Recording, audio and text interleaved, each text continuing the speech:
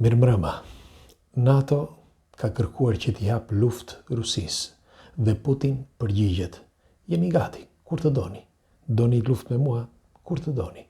Dhe ne sot do bëjmë një përmbledhje të shkurtër se çfarë del nga këto rezultate. Kam bërë një listë që me të vërtet është për t'u ardhur keq se si kemi arritur në këtë fazë që duket sikur një luftë është në horizont.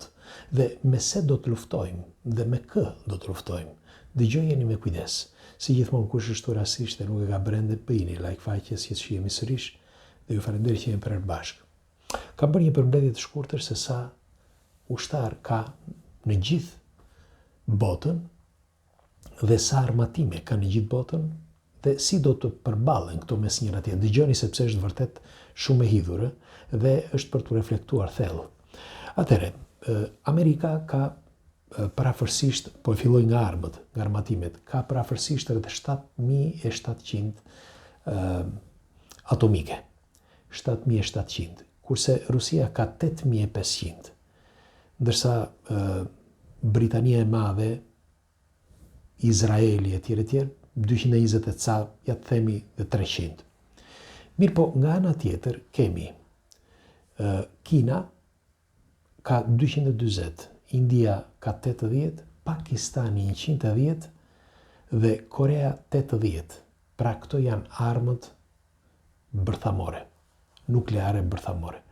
Dhe nëse do të bëjmë një përmbledhje të shkurtër, janë nga njëra anë, pra nëse do futet Amerika dhe NATO e tjerë, pra gjithë bota me Evropën, kundër Rusisë, me Kinën dhe nga ato zonat andej, janë 8.300, le të themi, 8.500, hajde, 8.300, më falni, pra gjithë bota, dhe 8.850 Rusia, India, Kina e tjerë, dhe Korea. Pra, në përgjithësi. Tani, le të hidhemi tek ushtria. Dëgjojeni me vëmendje, sepse bëra një studim të shkurtër që të kuptojmë se ku gjendemi.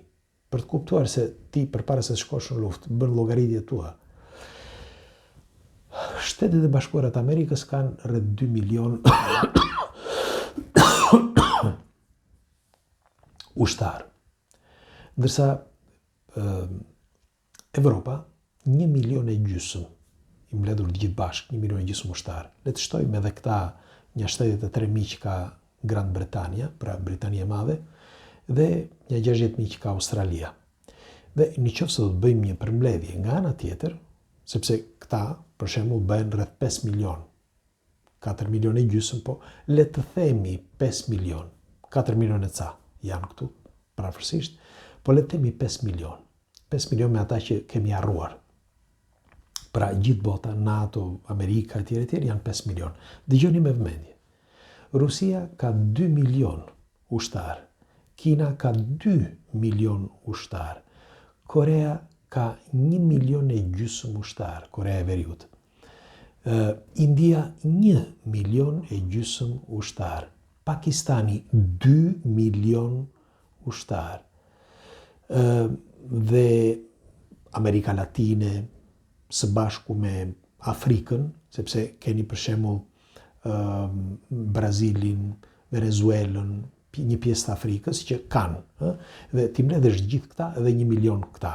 Pra, të gjithë bashkë, Rusia 2 milion, Kina 2 milion, Korea 1,5 milion, India 1,5 milion e tjerë, janë 2, 4, 6, 8, 10.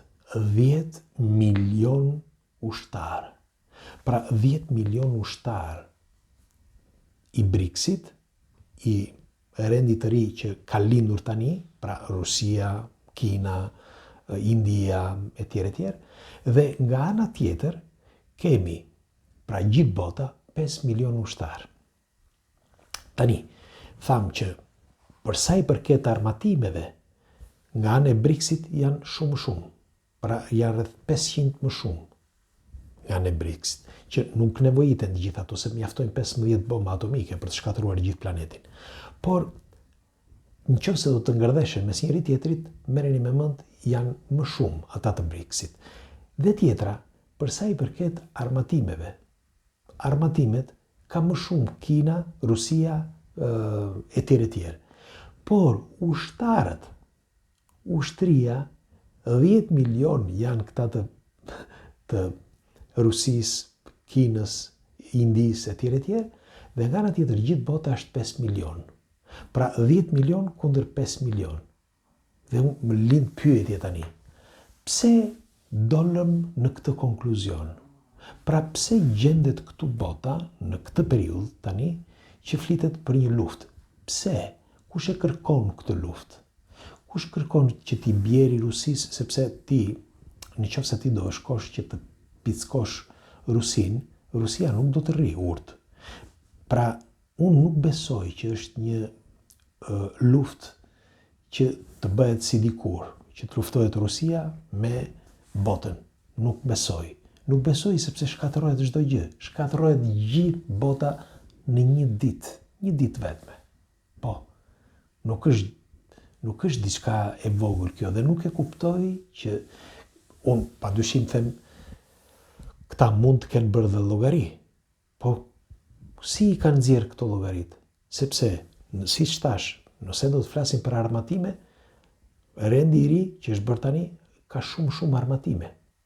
Nëse do të flasim për numër të ushtarëve, ka shumë, pra 2 fishin e ushtarëve, 10 milion, në kundrejt 5 milion që ka bota, pra NATO. Dhe në çfarë do ta shkatërrojnë? Në çfarë? Si? Nëse do bëhet një përplasje, si do ta dëmtojnë Rusinë? Se po ngrit NATO, do ngrihet edhe Kina, Korea, India, dhe si do ta luftojnë? Këta, pra bota, Evropa, si do ta luftojë Rusinë? Pse nxisin këtë gjë? Për çfarë arsye? Sipas jush? Pse? E them sepse, shiko, këto duhen diskutuar, sepse nëse ndodh diçka, unë e di ku është frika ime, mua nuk më pëlqet fare për veten. Sinqerisht e them. Por për fëmijët. Si gjithë këta fëmijë në botë që kanë lindur dhe jetojnë, pa njohur fare një të keqe, pa njohur një luftë, pa njohur një shpërthim.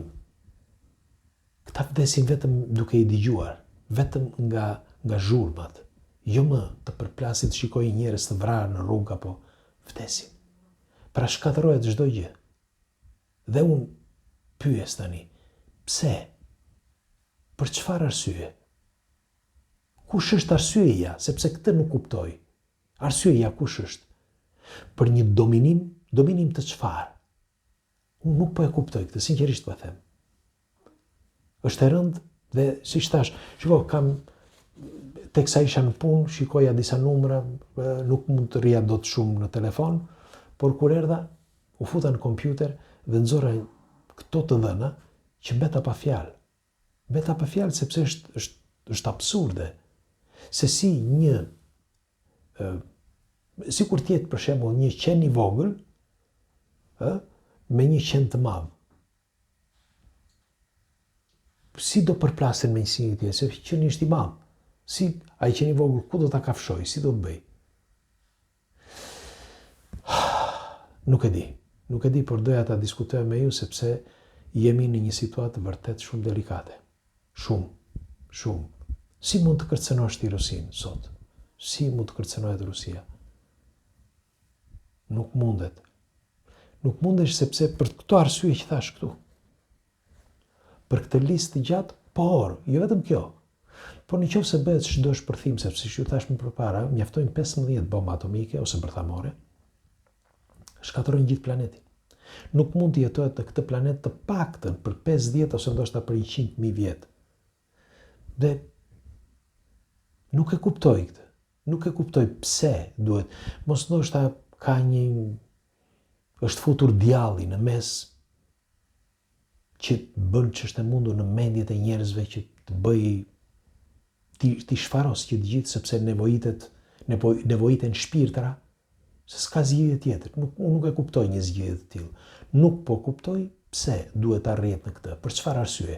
Pra pse ngërdheshet bota kundër, me fjalë NATO kundër Rusisë. Për çfarë arsye? Ju si mendoni?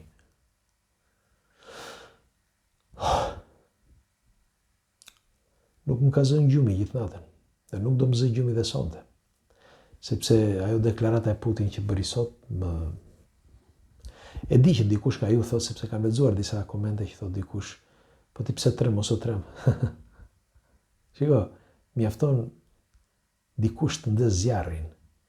Dhe zakonisht zjarrin e ndezin ata që nuk janë në mes të luftës, e ndez dikush tjetër. Po ku ta din njerëzit e gjorë? Nejse, unë doja ta diskutoja me ju pres komentet tuaja. Natën e mirë.